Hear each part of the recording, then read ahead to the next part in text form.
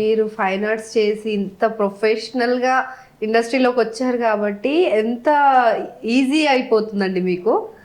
Normal గా ఏదో ఒక డైరెక్టర్ అవ్వాలన్న ఒక ప్యాషన్ తో వస్తే ఇవేవి చేయకుండా ఇండస్ట్రీలో ఉండకుండా ఫైన్ ఆర్ట్స్ ఇవన్నీ తెలియకుండా ఉంటే డైరెక్ట్ ఆన్ సెట్స్ వెళ్ళిపోయి చాలా చాలా ఇబ్బంది పడుతుంటారు చాలా మంది. కానీ ఇలా వర్క్ షాప్స్ చేపించి ఇప్పుడు సినిమా ఇండస్ట్రీ ఇప్పుడు చాలా మారిపోయిందండి. ఎందుకంటే అందరూ చదువుకున్న వాళ్ళే ఉన్నారు. అట్లా చదువుకున్న వాళ్ళు రావద్దని కాదు, ఎవరైనా రావచ్చు ప్యాషన్ ఉన్న వాళ్ళు. కానీ వాళ్ళకి టైం ప్రాసెస్ ఎక్కువ పడుతుంది, వాళ్ళు గ్యాదర్ చేసుకోవడానికి టైం పట్టేది ఇదంతా ఉండేది. కానీ ఇప్పుడు చాలా ఈజీగా అందరూ చాలా ఈజీగా ఫస్ట్ రిహార్సల్స్ లాగా చేపిస్తారు మొత్తం. సో ఈజీగా షూట్ ఆన్ సెట్స్ వెళ్ళిపోయిన తర్వాత డేట్స్ ఎక్కువ తీసుకోకుండా ఉంటుంది. ప్రొడక్షన్ కాస్ట్ డిపెండ్ అవుతుంది కదండి. ప్రాబ్లమ్స్ ఎక్కడ వస్తాయి అంటే మనం ఇచ్చిన కమిట్మెంట్ దాటిపోయినప్పుడు ప్రాబ్లమ్స్ స్టార్ట్ అవుతాయి. అది డబ్బులు కావచ్చు, డేట్స్ కావచ్చు. సో అక్కడ నుంచి మనకు ప్రాబ్లమ్స్ స్టార్ట్ అవుతాయి. ఆ ఒక్కటి కంట్రోల్ చేసినాం అనుకోండి మనకి ఏ ప్రాబ్లమ్స్ రావు, మనకు అందరు సపోర్ట్ చేస్తారు. Super super. సో మరి సునీత గారితో ఎందుకు పాట పాడించలేదు, ఓన్లీ ప్రమోషన్ సాంగ్ ఎందుకు పాడించారు దీంట్లో? అంటే ఆకాష్ ఉన్నాడండి. ఆకాష్ ఏమో నాకు ఫస్ట్ నుంచి నాకు ఒక విషయం చెప్పడానికి ట్రై చేస్తున్నాడు. ఫస్ట్ ఆన్ సెట్స్ వచ్చినప్పుడు కాదండి, ఆడిషన్స్ జరుగుతున్నాయి, ఆడిషన్ జరిగింది, వర్క్ షాప్ జరిగేటప్పుడు వర్క్ షాప్ అయిపోగానే 3:30కి అలా వదిలేసేవాడిని. ఈవినింగ్ 3:34 మధ్యలో అలా ఆఫీస్ లో నేను ఇంకేంటి సార్ నెక్స్ట్ ఏంటి సార్, ఇంకేమన్నా డైలాగ్స్ ఏమన్నా మారుతున్నాయా సార్, ఇంతినా సార్, ఇవి ప్రాక్టీస్ చేయొచ్చా అని మాట్లాడుతుండే. అయిపోయింది కదా, వెళ్తలేడు ఏంటి ఏమన్నా అడగాలనుకుంటే నేనే కూర్చొని ఏంటండి నన్ను అడగాలనుకుంటున్నా, నాకు అంటే అనిపిస్తుంది ఓపెన్గా అడుగుతున్నా అని అంటే ఏం లేదు సార్, ఇందులో రొమాంటిక్ సాంగ్ ఒకటి ఉంది కదా కొత్తగా పెళ్ళి అయినప్పుడు, అది కొంపతీసి మమ్మీతో అయితే వాడించకండి, నేను ఆ వాయిస్ ఆ సీన్ చేయలేనేమో అన్నాడు. అంటే నేను కూడా నీకు 2 రోజుల నుంచి చెప్తా ఉన్నా, ఈ సినిమాలో మమ్మీకి పాట లేదు, నేను కూడా ట్రై చేస్తున్నా ఎలా చెప్పాలనేది. ఈ కొంచెం వేరే జానర్ టాప్ సింగర్ ని మీరిద్దరు కలిసి ఇంత కుట్ర పని సైడ్ చేశారా? అప్పుడు రాఘవేంద్రరావు గారు సినిమా అయిపోయాక నన్ను సింగర్స్ ఎవరితో పాడించావంటే ఇలా అంటే కాదు తెలియట్లేదు, బయట కొడతారు మనల్ని, వాళ్ళ కొడుకు సినిమాలో కనీసం ఫస్ట్ సినిమాలో ఒక ఎమోషన్ ఉంటది, ఆవిడ పాపం సినిమా ఎందుకు డైరెక్టర్ని అడగడం అనుకుందో ఏంటో అదంటే, అప్పుడు రాఘవేంద్రరావు గారు కాల్ తీసుకొని ఇలా ఒకటి వాడదామంటే, నేను వెయిట్ చేస్తున్నా సార్, వాడేమో పాడొద్దు అంటాడు, డైరెక్టర్ గారు ఏమో కాల్ చేయట్లేదు. అయ్యో ఫస్ట్ ఎమోషన్ మరి అమ్మ సెంటిమెంట్ అక్కడ.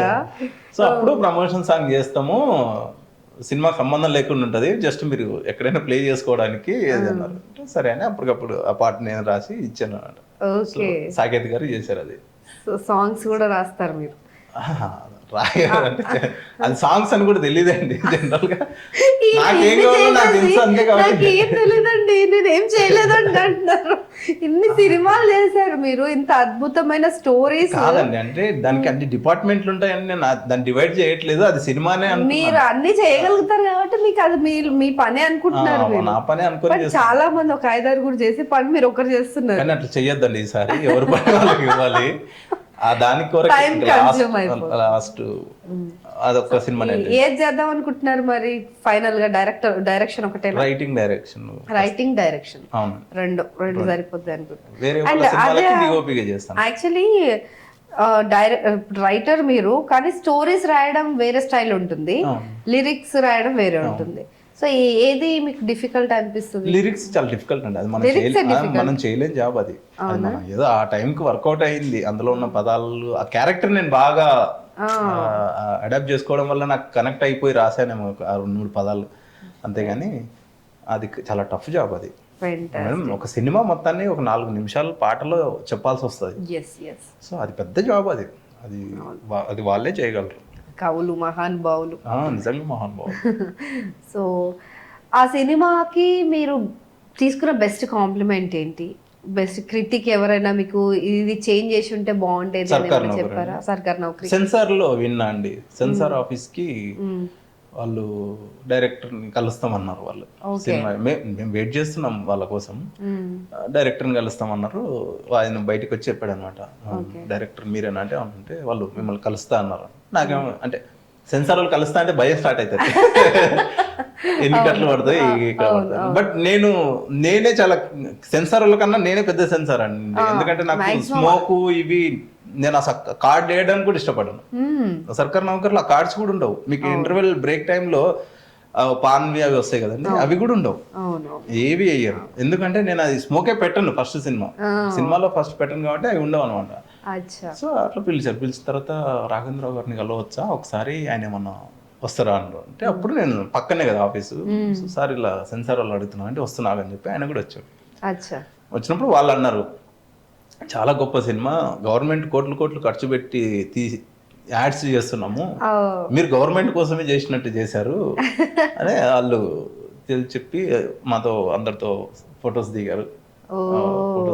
ఆయన చెప్పాడు అంటే ఈసారి నేషనల్ అవార్డు మీకే అండి, పక్కాగా ఇస్తారు, ఇవ్వకపోతే మీరు ఇక గవర్నమెంట్కి ఇలాంటివి చేయడం, గవర్నమెంట్ మీదే విరక్తి వచ్చేస్తుంది జనాలకి అన్నారు. అంటే ఓకేలేండి.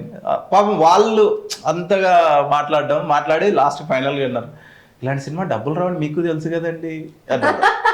ఓటీటీలో బేస్ చేసుకునే చేసామండి, బట్ ఓటీటీకి వెళ్ళాలంటే ప్రైమ్ వాళ్ళకు ఇచ్చాం అనమాట. సో ప్రైమ్ వెళ్ళే వల్ల థియేటర్ చేయాలి ఫస్ట్, సో అట్లా థియేటర్ కూడా చేసి సో సెన్సార్ వాళ్ళ నుంచి అంటే విమర్శకుల ప్రశంసలు అందుకున్నారు మీరు. కట్లు ఇవ్వలేదండి, ఏం కట్టు అది ఏమి ఇవ్వలేదు, ఏముంది అంత క్లీన్ టాపిక్. మేము యాక్చువల్ గా వాళ్ళు టాపిక్ వచ్చినప్పుడే చాలా డిసైడ్ అయ్యారండి వాళ్ళు. చాలా అంటే చాలా విజువల్ గా వర్బల్ గా చాలా విచిత్రమైన, ఎందుకంటే చిన్న దాంట్లో ఎక్కువ బూతులు వింటున్నాం మేము. దీనిలో సోర్స్ ఉంది, మీరు పెట్టుకొని కూడా మమ్మల్ని ఆర్గ్యూ చేయొచ్చు, ఇలాంటి కంటెంట్కి ఇంకా అవి కాకపోతే ఇంకేం పెడతామని కూడా అడగొచ్చు మీరు. కానీ అది ఉన్నా సరే మీరు కనీసం స్మోక్ పెట్టకుండా కార్డ్స్ని అవాయిడ్ చేద్దామనే ఐడియానే చాలా గొప్ప ఐడియా అండి అది అని అన్నారు. సో ఓకే, ఇక సార్ కూడా రాఘవేంద్రరావు గారు కూడా హ్యాపీగా ఫీల్ అయ్యారు. సో అది మంచిగా అనిపించింది. ఫస్ట్ కాపీ వచ్చిన తర్వాత ఫస్ట్ అందుకున్నది అది, ఫస్ట్ ఆడియన్స్ కదా వాళ్ళు. సో అది గ్రేట్. సో అండ్ నాకు ఇప్పుడు వాళ్ళు అన్నట్టు నిజమే, నేను కూడా అడగాలనుకుంటున్నాను. ఇంకా డబ్బులు రావు అని తెలిసినా కూడా కొన్ని పనులు చేస్తాం మనం. సో మీకు మీ లైఫ్లో డబ్బు అనేది ఎంత ఇంపార్టెంట్? మేడం మేము రావనుకునే చేసాము, కానీ మాకు వచ్చేసినాయి ఆల్రెడీ. మా డబ్బులు ఆ విషయం డబ్బు సంపాదించాలనే కసితో రాలేదా ఇండస్ట్రీకి? డబ్బు ఇంపార్టెంట్ అండి, డబ్బుని నిర్లక్ష్యం కూడా చేయొద్దు. బట్ మనం డబ్బు వెనకాల పోతే అది రాదనేది మన అందరికి తెలిసిన సామెతే. సో అది రాదు, మనం వర్క్ చేసుకుంటూ పోతే ఆటోమేటిక్గా వెనకాల వస్తూ ఉంటుంది. మన హార్డ్ వర్క్ వెనకాల డబ్బు ఉంటుందండి, డబ్బు వెనకాల హార్డ్ వర్క్ ఉండదు. సో నేను ఎప్పుడు దాన్ని నమ్మను, వస్తుంది, వచ్చిన టైంకి వస్తుందేమో. బట్ మాకు మా సినిమాకి బాగానే వచ్చినాయి. మా సర్కార్ ఊహించిన దానికంటే ఎక్కువ వచ్చినాయి చాలా అందరికి అది వచ్చేసినాయి. సో ఇప్పుడు వాళ్ళు చెప్పిన లెక్క ప్రకారం అవార్డ్స్ ఏమన్నా వస్తే రావాలి, డెఫినెట్ గా అవార్డ్స్ వస్తాయి. అన్ని అవార్డ్ విన్నింగ్ స్టోరీస్ ఉన్నాయి మీ దగ్గర. ఇప్పుడు కమర్షియల్ అండి, ఇప్పుడు కమర్షియల్ అయినా ఫైనల్ గా నేను చెప్పాల్సింది చెప్తే ఏదో చెట్టు నాటం ఉంటది కదా, అలాంటివి ఉంటాయి ఖచ్చితంగా. ఓకే, ఏదో ఒక మంచి మాట ఉంటది. నాకు శంకర్ గారు సినిమాలు చిన్నప్పటి నుంచి, శంకర్ గారు ఉన్నారు కదండి, తమిళ శంకర్ గారు, ఆయన కమర్షియల్ సినిమాలే అవును, కానీ ఏదో సోషల్ మెసేజ్ ఉంటుంది. శంకర్ గారు అంటే మీకు ఇష్టమా బాగా? డైరెక్టర్ అందరు డైరెక్టర్. మీ ఫేవరెట్ డైరెక్టర్ ఎవరు?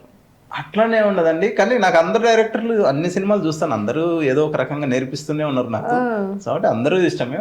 బట్ నాకు ఒక ఇద్దరు డైరెక్టర్లను చూసినప్పుడు వీళ్ళలా మనం అసలు వీళ్ళని చూస్తూ ఉండాల్సిన మ్యూజియం పీస్లో, ఇంకా చూస్తూనే ఉండాలి తప్ప వాళ్ళని కాపీ కొట్టడమో లేకపోతే వాళ్ళని ఇంకేం చేయలేము. ఒళ్ళు మర్చిపోయి సినిమాలు చూసే డైరెక్టర్ నాకు ఇద్దరు బాగా ఇష్టం అండి. అంటే ఇంకెవరు గ్రీన్ వాళ్ళిద్దరు. ఉపేంద్ర గారు ఒకరు, రెండు ఆర్ నారాయణమూర్తి గారు. నాకు ఇద్దరిని చూస్తే మ్యాజిక్ గా అనిపిస్తుంటది. నాకు తెలియకుండా నేనే నవ్వుతా ఫస్ట్ థింగ్ అలా సినిమాలు చూస్తే. సినిమాని మర్చిపోతా నేను, కెమెరామ్యాన్ అనే సంగతి మర్చిపోతా, ఇంకోటి మర్చిపోతా. నాకు ఆ నారాయణమూర్తి గారిని చూసినా, ఉపేంద్ర గారిని చూసినా ఒళ్ళు మర్చిపోయి సినిమా చూస్తా. నేను టెక్నికల్ అనే పాయింట్ కూడా ఉండదు, నాకు అది పిచ్చి అనమాట వాళ్ళిద్దరు అంటే. చాలా డిఫరెంట్ వేలు వీళ్ళిద్దరు.